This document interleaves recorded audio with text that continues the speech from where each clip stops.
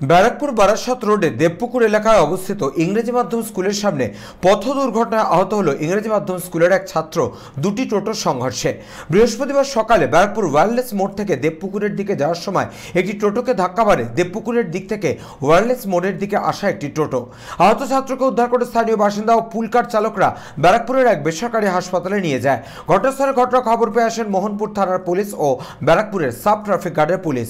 সংবাদ মাধ্যমের মুখোমুখি হয়ে পুলকার চালকরা ঠিক কি বললেন তুলে ধরবো আপনাদের সামনে। ঘটনাটা হয়েছে এখানে, ওখান থেকে স্পিডে আসছিল টোটোটা, ওই দিক দিয়ে ওয়্যারলেস দিক দিয়ে আসছিল, এই স্কুলে ঢুকবে নার্সারির বাচ্চা, ওখান থেকে এসে মেরে দিয়েছে। টোটোটার উপরে চাপা পড়ে বাচ্চাটার পুরো সেন্স, মানে কিছু বলতে পারছে না, টোটোটা এই অবস্থা হয়েছে। ফাদার এই অ্যাক্সিডেন্টটা হলো, ফাদার একবারও আসলো না দেখতে।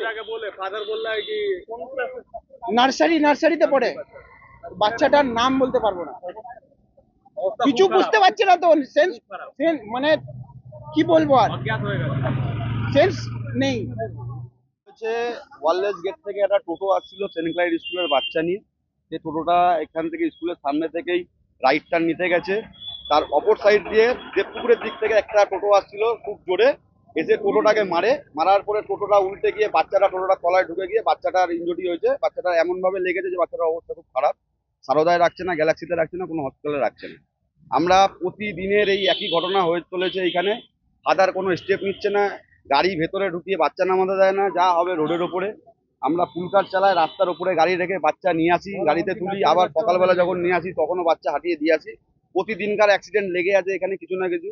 স্কুলের ফাদারকে বলেও ফাদার কোনো কথা শুনছে না। আমরা পুলিশকেও জানিয়েছি আজকে, মোহনপুর থানাকে, মোহনপুর থানা বললো দেখছি।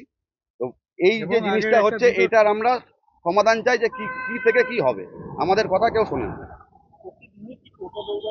প্রতিদিনই টোটো দৌড়াতো, ছুটির সময় এখানে 100 টোটো দাঁড়িয়ে থাকে। আমরা যদি বলতে যাই আমাদের উপরে চড়াও হয়, কেননা আমরা কিছু বলি না, কেননা আমরাও এখানে ব্যবসা করতে এসেছি, ওরাও ব্যবসা করতে এসছে। এবার আমাদের বলার রাইট নেই যদি প্রশাসন কিছু না বলে। ব্যারাকপুর থেকে সৈকত গঙ্গোপাধ্যায়ের রিপোর্ট, চ্যানেল 24/7।